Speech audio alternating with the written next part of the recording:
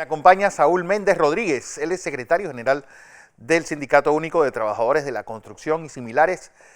Saúl, buenos días.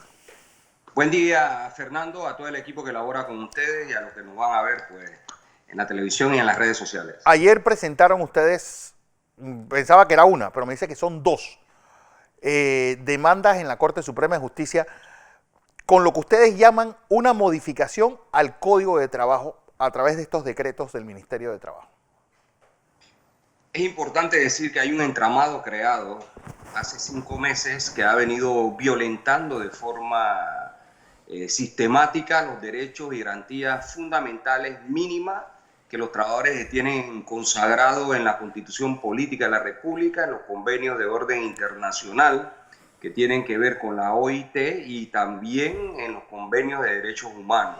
Ayer hemos presentado, como tú nos preguntas, 2 demandas de inconstitucionalidad, una contra el decreto 101 que tiene que ver con la reducción de la jornada de trabajo hasta el 50% y consecuentemente la reducción de los salarios. Aquí hay principios de carácter fundamental con la que se regula el trabajo en el mundo. Uno de ellos tiene que ver con el principio de irrenunciabilidad de los derechos. Ajá. Es decir, que aunque yo te firme una nota que renuncio a mi salario, por ejemplo, eso la ley no lo considera como válido.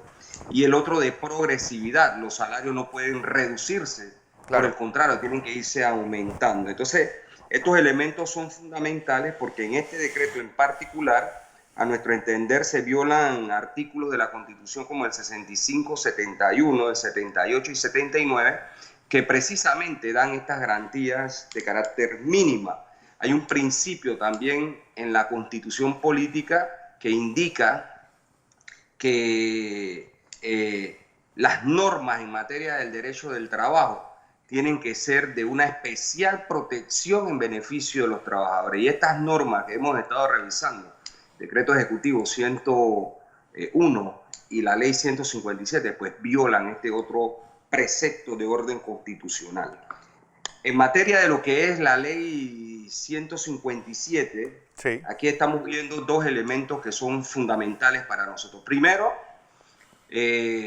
bueno, más bien 3. El primero tiene que ver con poder prorrogar hasta diciembre de este año, es decir, por 9 meses ya sumados, los contratos de trabajo. Aquí hay una clara violación a los preceptos de orden constitucional que indican también que el Estado debe promover son políticas públicas que generen empleo, pero además que permitan salario para que el trabajador viva con su familia de forma decorosa.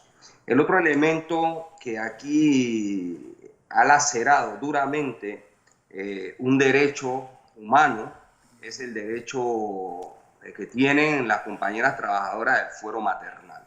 Entonces entendemos que aquí se ha violado el artículo 72 y 110, numeral 3 de la Constitución Política, al simplemente acceder a que las mujeres en estado de gravidez pues, sean enviadas a sus casas en las mismas condiciones en las que se envían al resto de los trabajadores, violando este fuero, pero también violando la protección que el Estado está obligado a darle, sí, a la mujer en estado de gravidez, en medio del estado de gravidez, en atención integral al desarrollo del niño en ese periodo y también cuando nace, obviamente. Entonces, estos elementos son de orden fundamental que nosotros entendemos que no se pueden renunciar, y también hemos analizado en esta ley que se ha violado el artículo 32 que garantiza como un derecho general de la población lo que se conoce en términos populares y técnicos lo que es el debido proceso.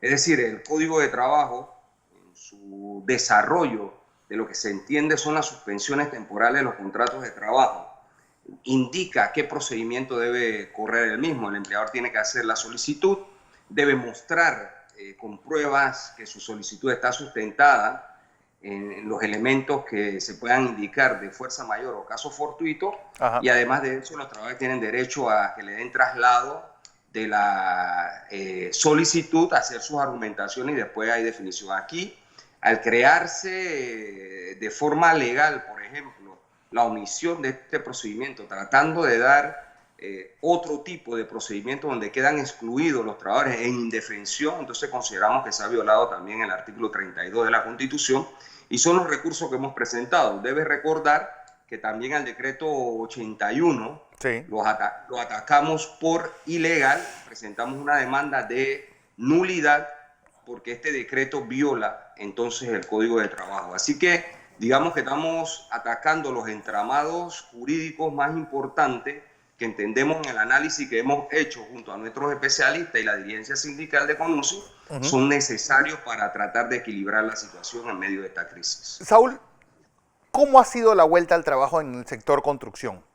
¿Con qué porcentaje más o menos están iniciando estos procesos o estos trabajos? ¿Cuántos trabajadores han vuelto a la brega? Bueno, nosotros hemos hecho un balance. La Junta Directiva Nacional de Suntra ha hecho un balance por provincia de cómo está la situación.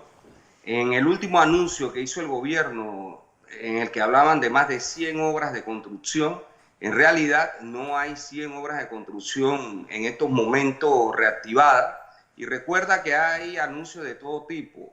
Este último de más de 100 obras, antes de eso que se iba a reaperturar en el caso de Herrera, Los Santos y Coclé. Sí. Antes de eso ya se habían autorizado aproximadamente unos 20 proyectos y esos 20 proyectos autorizados, que son los que en realidad se han reaperturado, en la suma de todo lo que hemos hecho en materia de esta situación, digamos que pueden haber en estos momentos cerca de 800 trabajadores, de 800 a 1000 trabajadores retornando a sus puestos de trabajo.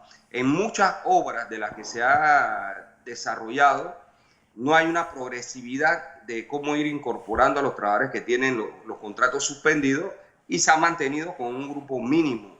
Te voy a poner un ejemplo para mejor entendimiento de los que nos ven. En la obra del ramal del metro, aproximadamente había unos 400 trabajadores. Esta tiene ya 4 semanas, con estas 5, y ahí solamente hay 100 trabajadores, entre trabajadores de la construcción puros y duros y los trabajadores administrativos.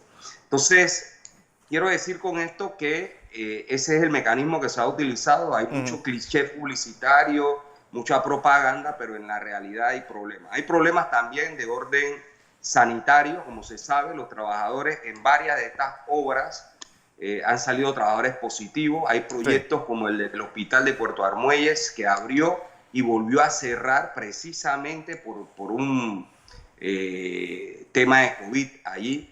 Ya está reaperturado nuevamente y en distintas obras de distintas provincias se ha presentado esta situación. En realidad estamos debatiéndonos entre el hambre y el virus, claro, porque las políticas públicas han mostrado claramente que no han sido eficientes ni para paliar el hambre y mucho menos para atender el problema sanitario que todos conocemos, que ya superamos a China en las cifras de contagio. Imagínense, un país de 1.400 de más de 1.400 millones de habitantes, un paisito como Panamá de 4 millones, tiene más contagiados que la República Popular de China. Esto es, y al son que vamos a pasar también los números de fallecidos producto del COVID. Esto le muestra a usted claramente la manera en que se ha manejado esta situación, que es un rotundo fracaso para un país tan pequeño como el nuestro. Así es. Saúl Méndez, gracias, secretario general del Suntrac. Han estado realizando protestas toda la semana. ¿Hoy van a hacer?